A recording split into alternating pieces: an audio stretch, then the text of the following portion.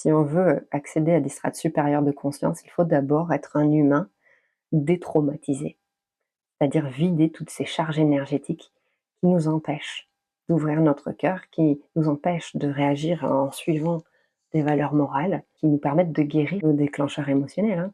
Parce que Bonjour les amis, j'espère que vous allez bien. Aujourd'hui, je vous embarque pour une vidéo spéciale et je vais vous expliquer pourquoi j'ai changé de ligne éditoriale sur ma chaîne. Alors prenez-vous un petit café, un petit thé, comme moi. Je vais attacher mon micro ici. Hop, voilà. Comme vous pouvez le voir, aujourd'hui c'est un setting, un setup un peu différent. Bienvenue dans mon salon. Je vais me mettre à l'aise et je vous invite à faire de même. Pourquoi j'ai changé de ligne éditoriale sur ma chaîne? Comme vous l'aurez peut-être remarqué, depuis le mois de janvier, je ne partage plus de vidéos sur la spiritualité. J'ai recentré mon contenu sur du contenu somatique, de l'EFT et de la régulation émotionnelle. En fait, c'est parce que, j'avais envie déjà depuis longtemps d'apporter, mon savoir, mes connaissances et du contenu en fait de libération. J'en parlais avant, mais je montrais pas réellement ce que je faisais et du coup là, j'ai ressenti un vent d'alignement, j'ai eu besoin d'être en accord avec mes besoins à moi du moment. Donc ça a beaucoup changé et j'en suis très contente. Ça représente, énormément ce besoin de structure que j'avais et ce besoin de planification.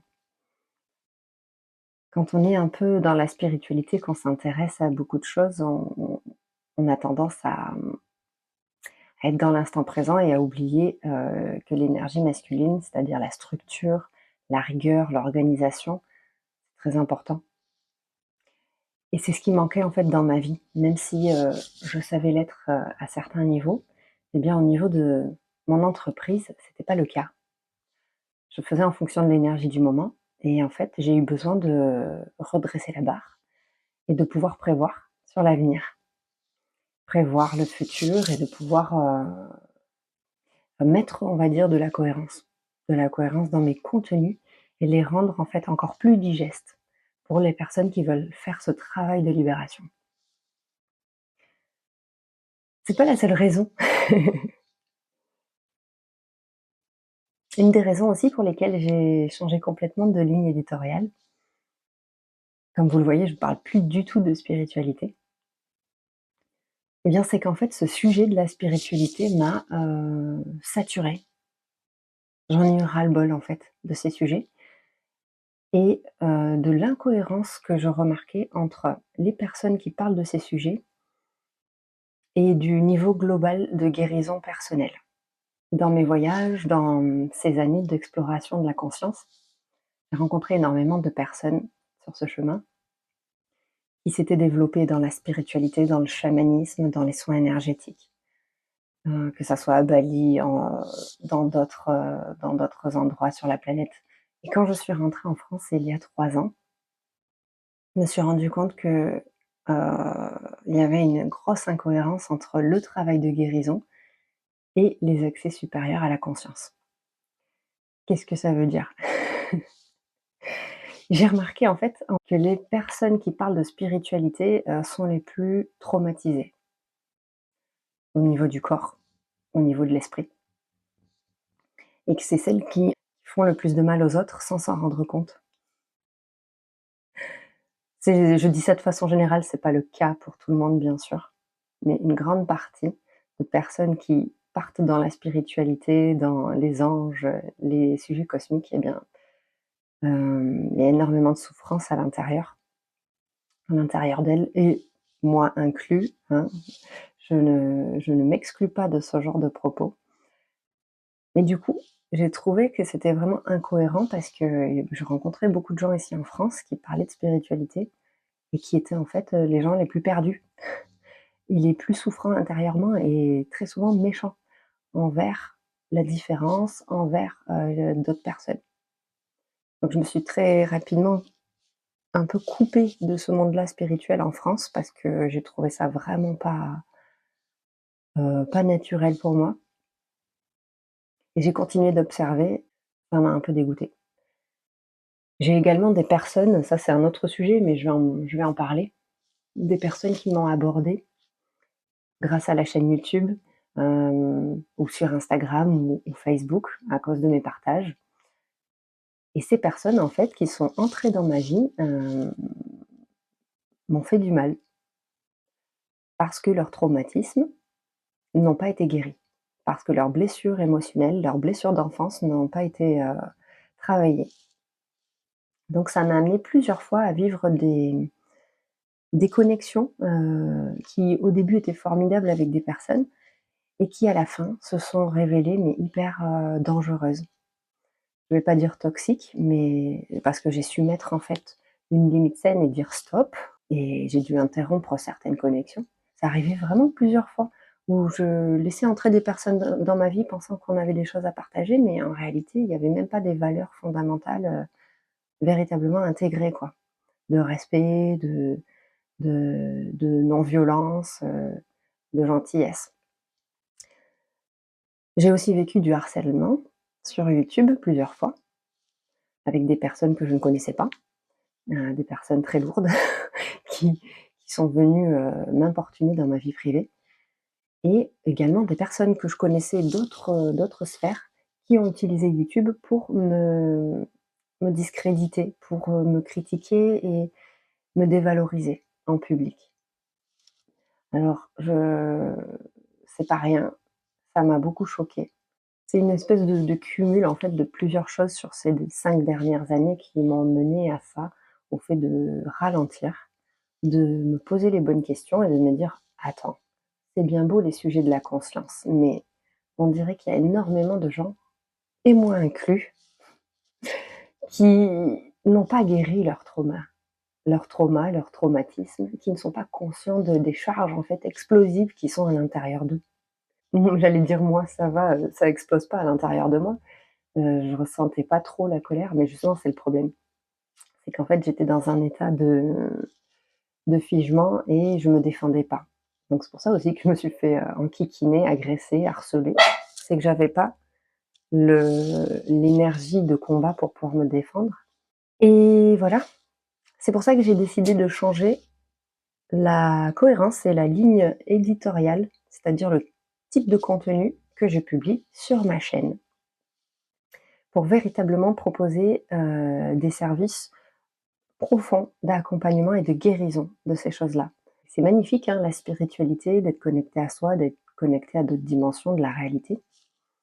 Mais le problème, c'est que quand on est complètement dissocié, quand on n'a pas accès à son énergie de combat, à sa colère, ou qu'on y a trop accès et qu'on n'a pas développé certaines valeurs, euh, j'appellerais ça des valeurs christiques, c'est-à-dire de respect, de bienveillance, d'innocuité, de ne pas nuire à autrui, tout un tas d'autres valeurs, de cohérence, de vérité, eh bien, on ne peut pas continuer dans ce travail spirituel d'évolution de la conscience. Et de toute façon, l'évolution de la conscience, c'est quoi? C'est à la fois ces sujets, ces thématiques spirituelles, énergétiques, cosmiques, mais c'est aussi la psychologie de l'humain, l'ancrage, avoir son chez-soi, respecter les autres, laisser chacun vivre sa réalité comme il l'entend.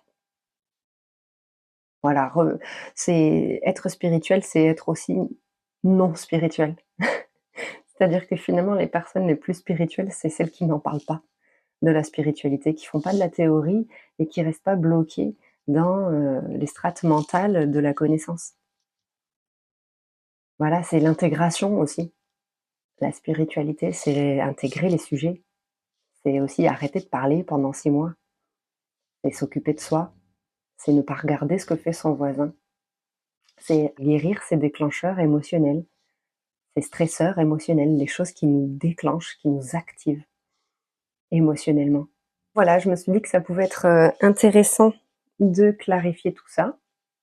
Je l'ai pas vraiment annoncé, ce changement de trajectoire, D'ailleurs, je vois qu'il y a beaucoup de gens qui se sont désabonnés et il y a beaucoup de nouvelles personnes qui se sont abonnées, donc bienvenue à tous les nouveaux et merci à tous les anciens d'être encore là.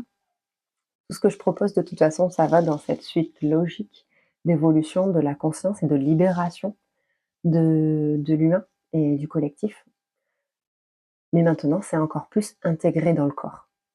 C'est-à-dire que toutes les connaissances qu'on a, c'est génial, mais tant qu'on ne respecte pas son voisin et autrui, bah, il y a encore du travail. Déjà, ça commence par se respecter soi, hem et savoir poser des limites dans son environnement. Des limites verbales, des limites physiques, des limites émotionnelles pour pouvoir, ben, créer son territoire, en fait, créer sa protection, sa barrière de ça m'appartient, ça t'appartient.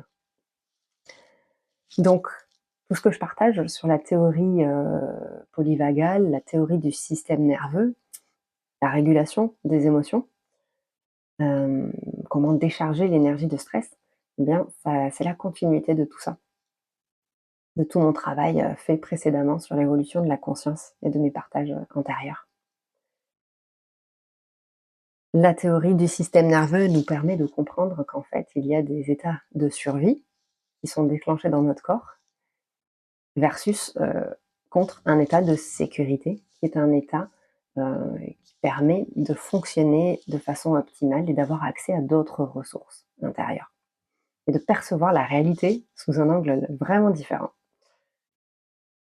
Beaucoup de personnes qui sont très spirituelles et qui comprennent les strates énergétiques de la vie, eh bien, comme moi, hein, dans le passé, elles ne comprennent pas les états de survie. Donc il y a vraiment, un conseil, une recommandation très, très forte que j'ai envie de faire, c'est formez-vous à ces états de survie, à la théorie du système nerveux pour continuer ce travail d'épuration et de libération de la conscience. Parce qu'en fait, c'est la suite, enfin, c'est l'étape suivante du chemin d'évolution spirituelle. C'est vraiment ça.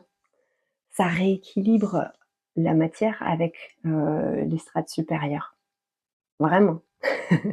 Et là, on commence à avoir une vraie direction et à la sentir depuis l'intérieur. Personnellement, le travail que je fais là, tous les jours, depuis plus de 6 mois, c'est un véritable cadeau que je m'offre. Alors certes, je suis moins visible, je travaille beaucoup sur ces choses-là.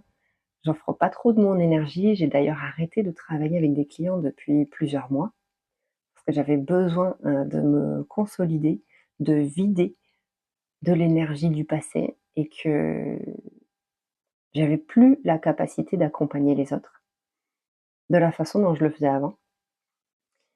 Et donc, ben, j'ai fait un upgrade, un nettoyage intérieur, un renforcement. Et je sens vraiment une grande différence, une énorme différence. Et c'est pour ça que je veux maintenant vous partager tout ce travail.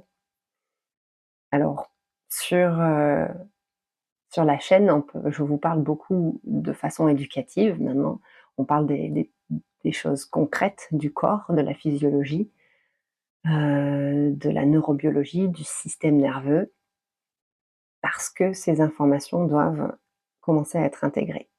Si on veut accéder à des strates supérieures de conscience, il faut d'abord être un humain détraumatisé, c'est-à-dire vider toutes ces charges énergétiques qui nous empêchent d'ouvrir notre cœur, qui nous empêchent de réagir en suivant des valeurs morales, hem et voilà, qui nous permettent de guérir nos déclencheurs émotionnels, hein. Parce que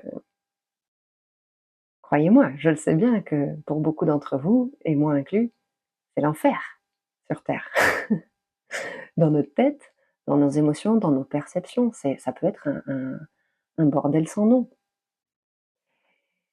Et tout ça, c'est lié à ce travail de guérison des traumatismes, de guérison de l'anxiété, de guérison des maladies chroniques qui doit être fait.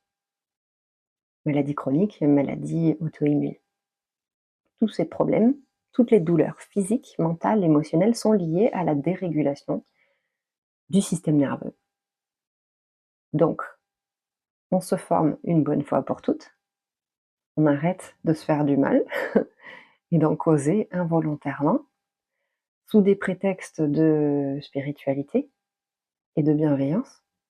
Bien sûr, je sais que les intentions sont bonnes, mais on continue de blesser les autres et de se blesser soi-même. Donc, si j'ai vraiment un conseil à donner, c'est de se former à cette théorie du système nerveux et d'apprendre à réguler ses émotions et son stress au quotidien. Voilà, parce qu'un stress, c'est pas forcément un choc émotionnel, hein, c'est juste quelque chose qui nous fait déborder un petit peu et avoir des variations émotionnelles très, très hautes dans une journée. Et plus on fait ce travail de revenir dans le corps, revenir dans la sécurité du corps, et plus les variations, hop, commencent à arriver à un niveau vraiment très très agréable, avec une capacité à tenir ses émotions, à tenir les circonstances de la vie qui grandit, et ça n'a plus rien à voir. Le confort intérieur ressenti. J'en suis la preuve. Donc voilà, je pense avoir suffisamment parlé, suffisamment expliqué le pourquoi de ce changement de trajectoire. Il était nécessaire. Je vous embarque avec moi, hein, comme j'ai l'habitude de le faire. Et pour ceux qui veulent entamer ce travail de guérison des traumas et qui ont déjà vu mes vidéos et qui veulent aller plus loin, bien, n'hésitez pas à vous inscrire sur la liste d'attente du programme Libération. Ça y est, il commence en septembre et je vais pouvoir accueillir le nombre de personnes qui auraient envie d'être là. J'ai pris bien soin de moi ces derniers mois et je vous ai concocté un programme de transformation qui va vraiment changer votre vie et votre perception des choses et votre vision du monde. Voilà, on va remettre de la connaissance et surtout de la pratique et du soutien dans ce travail de libération collectif. Donc ce sera un programme de groupe et non plus individuel comme ce que je faisais avant. Voilà, je pense que j'ai tout dit pour aujourd'hui les amis. J'espère que vous allez bien, j'espère que vous vous hydratez, j'espère que vous prenez du temps dans la nature, j'espère que vous équilibrez vos journées, j'espère que vous posez des limites. Ah oui, ça aussi, on va en parler beaucoup dans le programme Libération, comment poser des limites, depuis le corps. Des limites, comment trancher davantage, comment prendre des décisions alignées. Tout ça, c'est lié à cette régulation émotionnelle. J'en dis pas plus, je vous embrasse très fort, je vais terminer mon café et je vous dis à très bientôt pour une prochaine vidéo.